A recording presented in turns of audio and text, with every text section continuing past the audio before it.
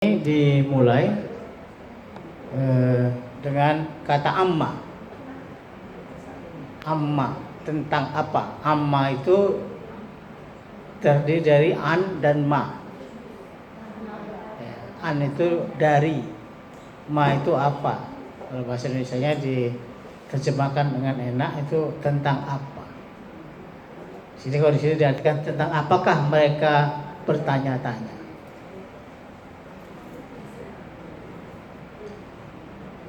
Anin naba'il azim, tentang berita yang besar. Naba, makanya orang mengatakan naba itu asal kata yang diambil kata nabi. Nabi, naba. Nabi itu membawa berita. Kalau rasul menyampaikan. Oke, itu bedanya. Ya, naba, nabi itu membawa berita dan rasul itu menyampaikannya. Kenyataan.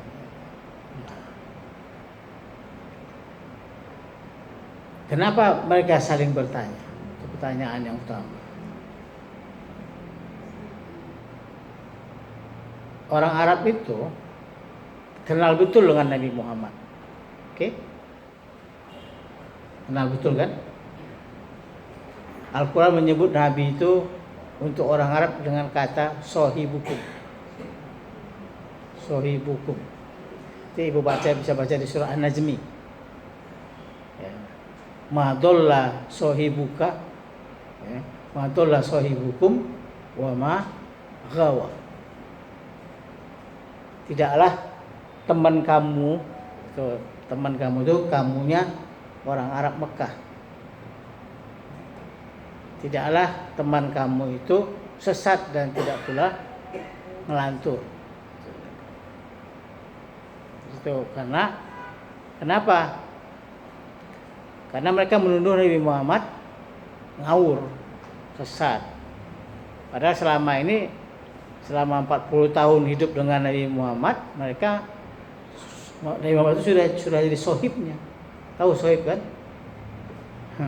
Sohib itu untuk menggambarkan kedekatan seseorang dengan yang lain.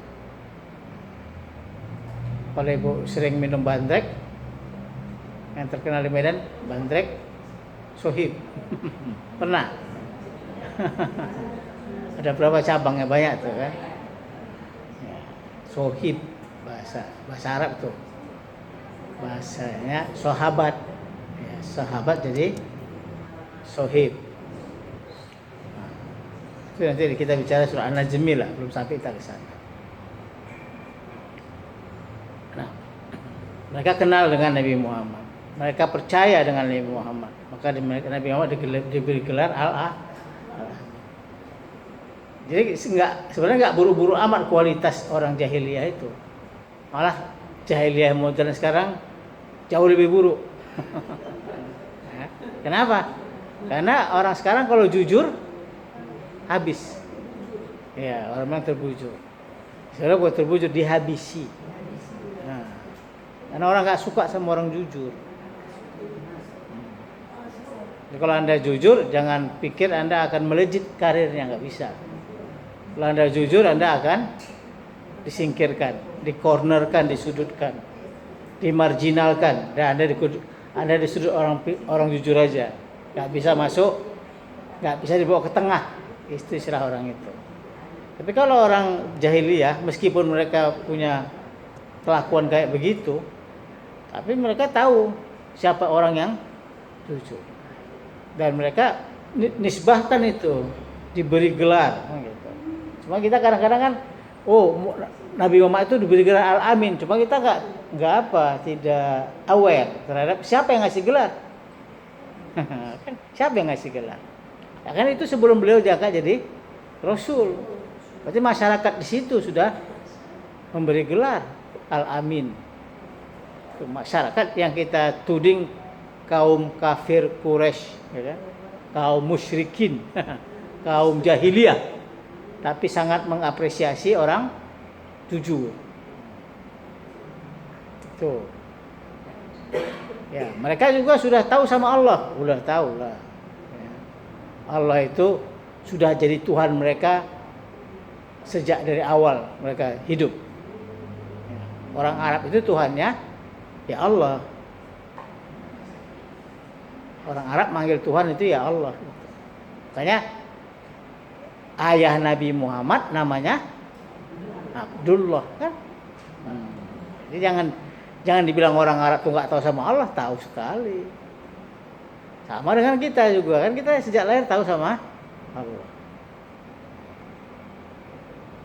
Itu makanya Allah itu nggak pernah bilang aku Allah Tuhanmu gitu.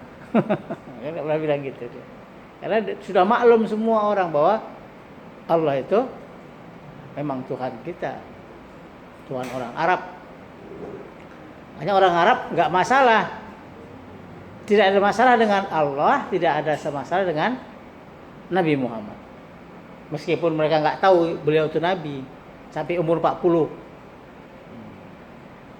Jadi tidak ada satu orang pun ketika itu yang tahu bahwa yang lahir itu seorang nabi. Yang besar itu yang jadi anak yatim itu seorang nabi. Sampai umur 40 tahun nggak ada yang tahu. Kalau ada cerita-cerita mengatakan ada orang yang tahu itu nabi, itu ceritanya nggak benar, bertentangan dengan kenyataan. Apalagi ada yang bilang Nabi Muhammad itu lahirnya tidak dari faraj. Itu berlebihan. Karena seorang rasul nggak boleh lahir dari faraj, kan namanya ngarang itu, banyak itu. Ya. Orang nggak tahu ketika Nabi Muhammad lahir biasa aja, jadi beliau tuh ya anak kecil biasa, nggak ada yang heboh-hebohnya. Nanti belakangan baru para pengikut sekarang yang mengheboh-hebohkan gitu. Yang lahir heboh itu cuma Nabi Isa. Nabi Isa heboh, tapi bukan karena nabinya, tapi karena masyarakat menuduh mamanya zina, itu aja. Padahal mamanya seorang perempuan yang solehah. Dan di benak orang itu nggak mungkin orang bisa lahir, bisa hamil, melahirkan tanpa laki-laki. Itu jadi bahan yang mudah dibuat fitnah oleh orang Israel, orang Bani Israel, Yahudi, untuk menolak kenabian dan kerasulan Nabi Isa. Ya, Nabi Isa itu nggak ada populer sama sekali sebelum Nabi datang, Nabi Muhammad datang. Dia dibully habis-habisan itu. Ratusan tahun beliau itu nggak dianggap, nggak dipercayai oleh kaumnya sendiri. Nabi Isa kan orang Israel juga, Bani Israel. Saya ingatkan hati-hati mengutuk Israel. Kalau kita mau kutuk ya Yahudi lah, karena itu ada ayatnya. Ya, Nabi Isa seperti itu. Dan Nabi Isa lah yang ngomong di ayunan. Tapi itu nggak ngomong itu sekali aja, jangan bolak-balik. Nabi itu ngomong bolak-balik, enggak. Sekali itulah waktu dia dibawa pulang oleh mamanya ke kampungnya. Orang nuduh dan macam-macam, dia bilang, aku ini nabi Allah. Itulah nabi yang paling dari bayi sudah dia diketahui orang. Tapi orang enggak. Ternyata itu enggak membuat hati orang Yahudi itu bergeming, orang Israel itu. Tetap aja mereka nuduh Maryam itu hamil di luar nikah, dan itu jelek. Itu alat bulinya di situ ya. Kalau Nabi Muhammad beliau nggak ada yang tahu dia Aminah melahirkan, dia besar jadi anak yatim, ya. Ayahnya meninggal, emaknya meninggal, kemudian dia diasuh sama kakeknya, lalu pindah lagi ke pamannya. Beliau itu anak yatim. Di Al-Quran yang bilang alam yajidka yatiman fa'awa. Itu dia bahasanya. Jadi meskipun beliau itu sudah jadi nabi sejak lahir, tapi tidak ada satu orang pun yang tahu. Itu harus digarisbawahi. Nabi Muhammad itu bikin heboh pada umur 40 tahun.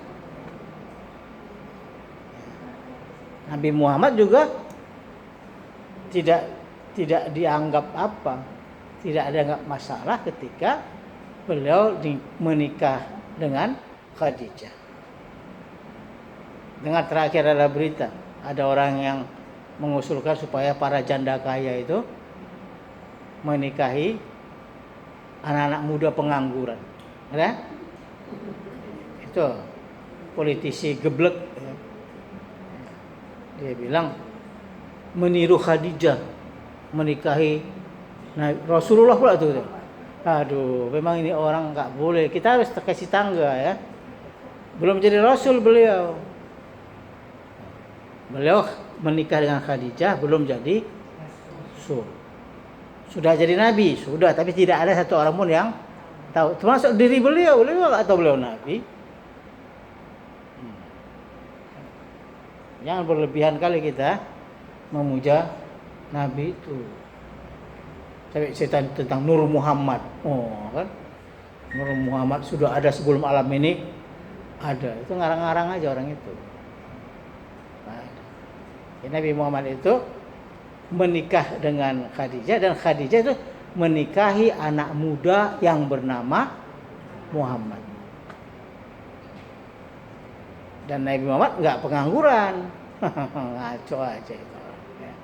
Nabi Muhammad itu sejak kecil sudah kerja. Enggak, kerja dulu kecilnya di gembala. Penggembala kambing. Udah besar dia jadi pedagang. Jadi nggak nganggur dia. Tapi nggak kaya raya juga, kan? Kaya aja biasa lah. Karena konon kabarnya keluarga besarnya merasa terhormat dinikahi oleh Khadijah. Maka mereka tek-tekan. Biasalah kita kan gitu kan, tek-tekan. Nabi Muhammad punya modal, jadi dia nggak nganggur, bukan pengangguran, jangan disamakan gitu kan. Dan itu juga nggak perlu ditiru, karena beliau belum menjadi Rasul. Rasul itu beliau itu ditiru setelah umur 40. Sesuai dengan bunyi ayat laqad kana lakum fi rasulillah. Apa? Fi rasulillah uswatun hasanah. Jadi yang uswatun hasanah itu Rasul. Kalau Nabi tak tertandingin awak itu. No, dia nubuat. Itu tadi naba itu nubuat, dia bawa berita. Kita enggak ada pangkat apa-apa manusia. Nah, ketika beliau menikahi Khadijah ya aman aja, enggak ada masalah. Khadijah menikah sama anak muda yang ganteng. Ya. Ganteng, cerdas, baik hati. Wah, lengkap lah itu. Dan Khadijah merasa sangat beruntung mendapat Nabi Muhammad mau menikahi dia, kan? Jadi jangan dibalik-balik. Jangan buat janda-janda itu disuruhin menikahi anak-anak muda pengangguran, bikin kerjaan aja ya. Iyalah, ngurus diri sendiri aja udah payah, punya anak banyak, ya. Datang lagi anak muda pengangguran, apa maksudnya itu? Enggak aja itulah politisi kita. Kadang-kadang itu dengkul sama otaknya tukar tempat.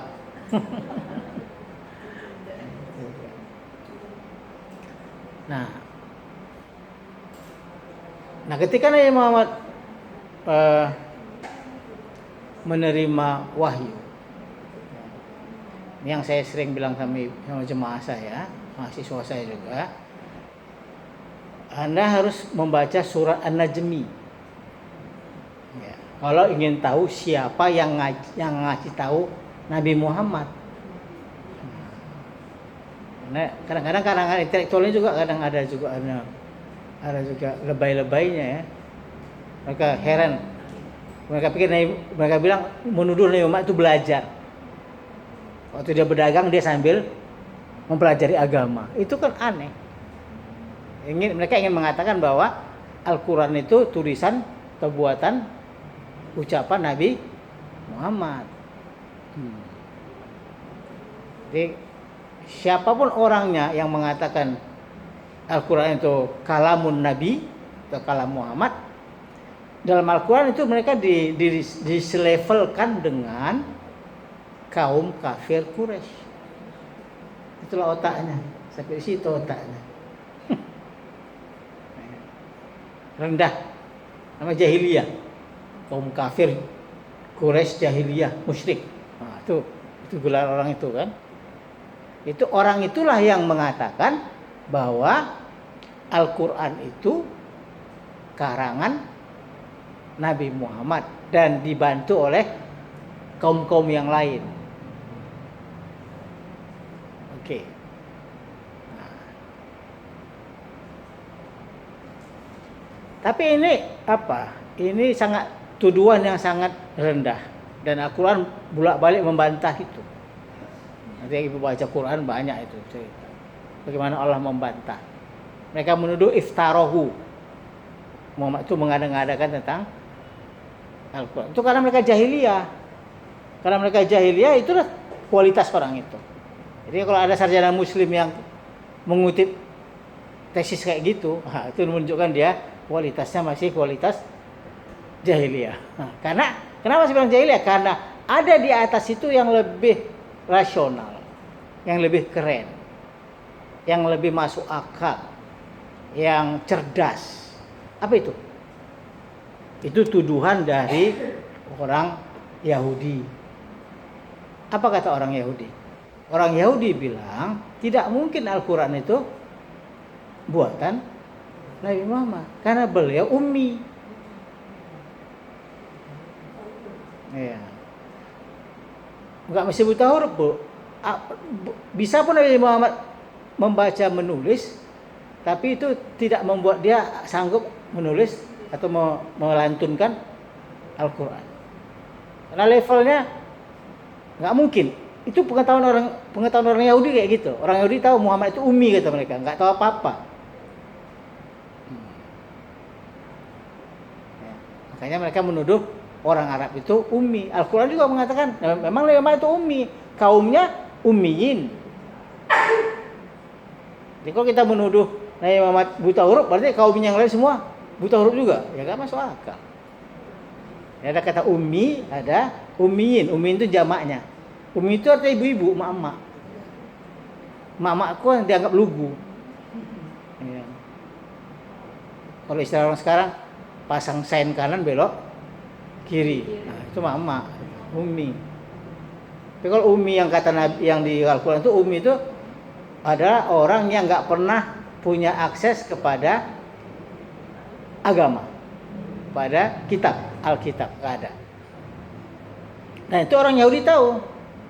Jadi mereka nggak orang Yahudi itu nggak terlalu bodoh menuduh Al-Quran itu buatan ucapan Nabi Muhammad. Itu dalam hal ini masih lebih pintar orang Yahudi ketimbang itu ahli profesor-profesor yang mengatakan Al-Quran itu kalamun Nabi. Lalu kenapa mereka nggak beriman kan gitu? Nah, itu bukan masalah beriman. Mereka orang Yahudi itu percaya dengan sadar bahwa kata mereka Al-Quran itu buatan Jibril. Ya, Jibril yang buat itu. Dan itu mereka percaya wahyu dari Allah, tapi Jibril yang membuat. Itu makanya dibaca surah An-Najmi itu. Bukalah. Ya. An-Najmi iza hawa. Ma dhalla sahibukum wa ma ghawa. Wa ma yantiku anil hawa. In huwa illa wahyu yuha. Wahyu yang diwahyukan. Dia orang Yahudi itu lebih cerdas dari orang-orang yang lain. Mereka tahu karena mereka terbiasa menerima wahyu, apa kan? Jadi selama 2000 tahun orang Bani Israel itu menerima wahyu. Jadi mereka itu hafal, tahu betul. Dan tahu mereka mana yang wahyu bukan wahyu. Nampak kan? Makanya kenapa Musailamah bin Kadzab itu enggak bisa populer? Ya, karena dia karang sendiri lalu dia bilang ini wahyu, diketawain sama orang kualitasnya. Tapi kalau dalam dalam di kalangan orang Bani Israel menuduh Nabi Muhammad mengarang Al-Quran itu sebuah kebodohan. Kan? Gak level orang itu tuh kayak gitu. Mereka menganggap Nabi Muhammad itu gak ada apa-apanya. Apa? Kayak kaset aja. Maka mereka menuduh Al-Quran itu yang buatan Jibril. Oke. Nah di surah An-Najm apa katanya? Ada? Allamahu, dari kata allama. Apa? Allamahu. Boleh. Oh gitu. Maaf ya. Allamahu syadidul quwa. Kita kan bicara an-naba. Ya. Kita bicara an-naba, bukan bicara an-najmi. An-najmi itu hanya support dari ayat ini. Ya. Tuh, surah An-Najmi surah keberapa itu? Hah? Nah, surah 53. Jadi itu dia bahasanya.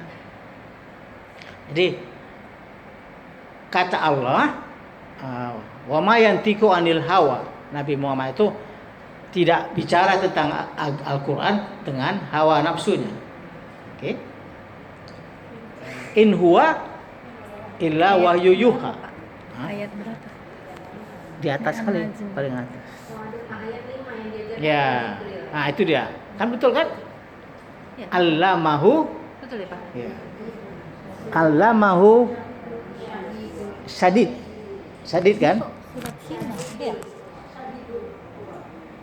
Enggak tuh, kok lagi. An-Najmi. Oke. Allamahu sadidul quwa, terus Zumiratin fastawa. Nah, situ itulah kalau kita mau bicara tentang siapa sebenarnya yang berurusan dengan Al-Quran, dengan wahyu. Jadi kalau ditanya siapa Nabi Muhammad kok cerdas sekali, dia nggak sekolah, dia nggak kuliah kata orang kan, tahu dari mana dia? 53. Ya, ayat 1 sampai 5 itu.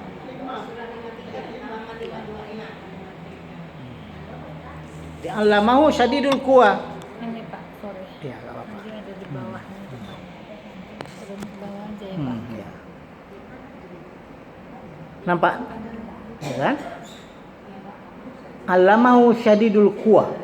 Yang mengajarkannya itu adalah Jibril. Jadi Jibril lah guru Nabi Muhammad. Berapa tahun jadi belajar sama Jibril? 22 tahun lebih. Sejak turunnya surah atau ayat Iqra. Dari Iqra sampai al-yauma akmaltu lakum dinakum wa atmamtu alaikum ni'mati. Sebelumnya turun lagi iza jaa nasrullah yang disebut oleh Ibnu Abbas sebagai ayat ajal. Itu ayat ajal namanya. Nasrullah itu. An-Nasr. Surah ajal itu artinya ajal Nabi. Udah selesai kerja Nabi. Kalau selesai ya pulang lah, ngapain lama-lama di dunia. Ya kan? Ibu pergi itu dia bilang sama Allah, ya Allah kalau aku udah selesai tugasku di dunia, cepatlah. Gitu, jangan lari-lari. Cepatlah. Bahasa kita seperti itu. Jadi allamahu syadidul quwa Zumiratin, ya. Sini diartikan mempunyai keteguhan. Sebenarnya arti yang lain itu ada, yaitu yang memiliki kecerdasan. Namanya Jibril. Nah, tapi kan masalahnya allamahu di situ. Tapi karena kemudian di ayat berikutnya di bawahnya lagi, paling bawah disebutkan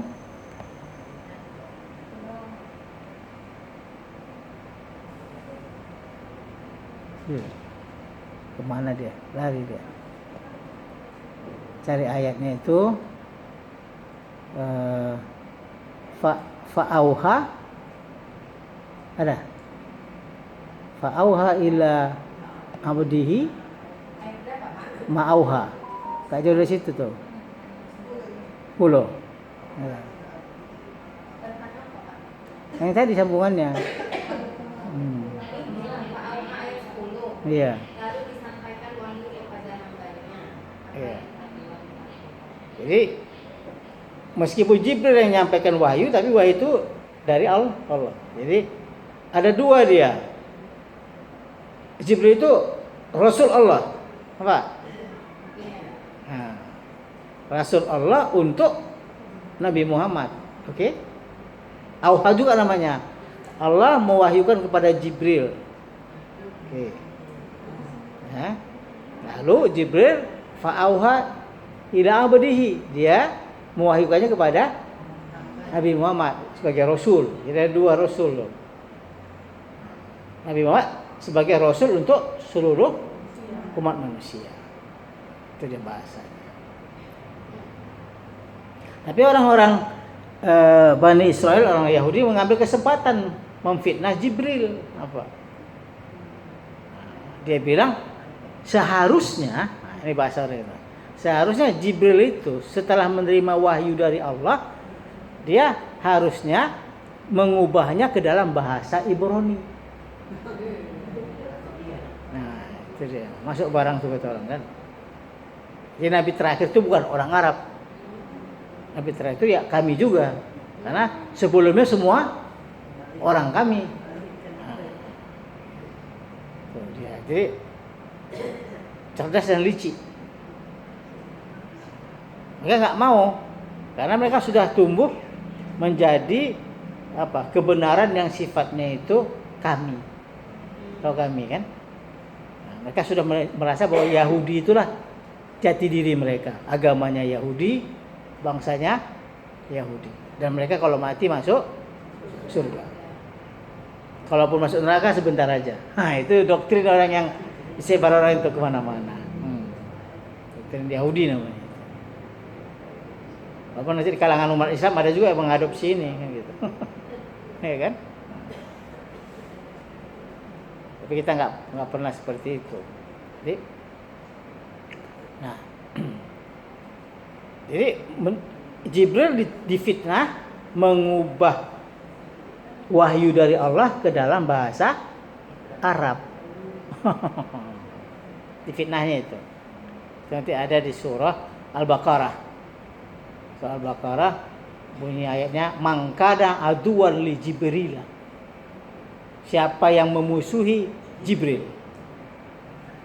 faqad nazzalahu ala qalbika.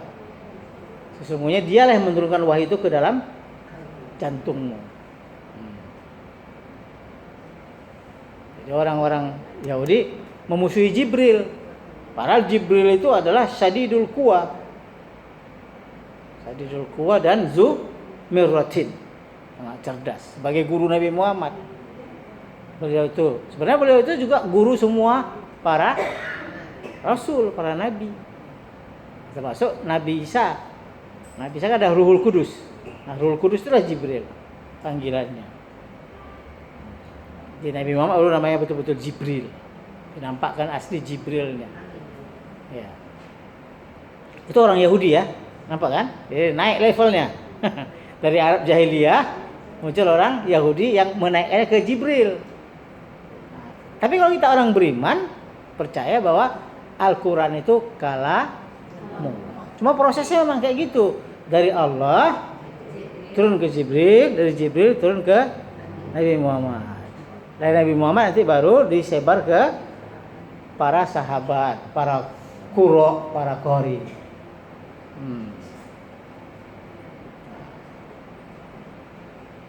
Tuh, orang yang mempelajari dan dalam Al-Quran di dalam. Okay. Nah, itu bahasa dari yang kita pahami ya, tentang surah An-Naba ini. Jadi biar kita paham, jadi kita nggak usah goyang-goyang lagi. Orang sibuk bilang mendiskusikan apakah ini kalamullah atau kalam Nabi. Ya, tiga-tiganya terlibat dalam urusan Al-Quran. Itu makanya disebutkan inna nahnu nazzalna dzikra. Sesungguhnya kami, nah, lihat, bukan aku kata Allah, kenapa? kami. Apa? Dia kata Pak Quraisy Shihab ketika ditanya kenapa Allah menyebut dirinya kami, dia kan satu, zatnya satu, tapi kalau kinerjanya melibatkan pihak lain, karena urusannya sudah terkait dengan pihak lain. Gitu. Ini yang kayaknya orang Islam harus sadar. Orang Islam itu suka kali melemparkan segala sesuatu kepada Allah. Allah sendiri nggak begitu kerjanya. Allah dia ciptakan sunatullah hukumnya. Lalu dia tugaskan malaikat untuk mengawal sunatullah ini dan melibatkan penerapannya di kalangan manusia. Apa kan? Kayak ketika menciptakan manusia, Allah menyebut inna khalaqnal insana. Sesungguhnya kami telah menciptakan manusia. Dia nggak bicara Adam lagi, dia bicara manusia, insan. Min nutfatin amsyajin, dari campuran sperma dengan ovum. Jadi kalau Allah menciptakan manusia, jangan kalian tanya, bisakah Allah menciptakan manusia secara langsung gedubuk gitu keluar manusia? Nah, itu pertanyaan aneh gitu loh ya. Itu nggak kerja Allah. Kerja Allah dia menciptakan manusia lewat manusia. Dibuatnya manusia itu saling apa? Satu cinta. Saya nggak tahu ibu-ibu punya cinta apa enggak lah, nggak ngerti saya. Kalau laki-laki punya cinta, ya laki-laki itu nggak bisa hidup tanpa cinta dia. Nah, ya perempuan itu menerima cintanya, oke. Nah, apakah perempuan mencintai suami? Saya nggak tahu, itu urusan perempuan lah. Karena katanya ketika umur 40 perempuan ingin kali mengganti suami. Tak betul tangga katanya. Kalau bisa tukar tambah lagi gitu. Jadi kalau laki-laki, ya karena laki-laki punya cinta, perempuan menerima cinta, maka lahirlah anak manusia. Nampak? Itulah kerjaan inna itu, sesungguhnya kami melibatkan siapa? Banyak terlibat di situ di dalamnya. Ya. Bukan? Iya. Begitu juga Al-Quran ketika dikatakan inna anzalna, kan gitu.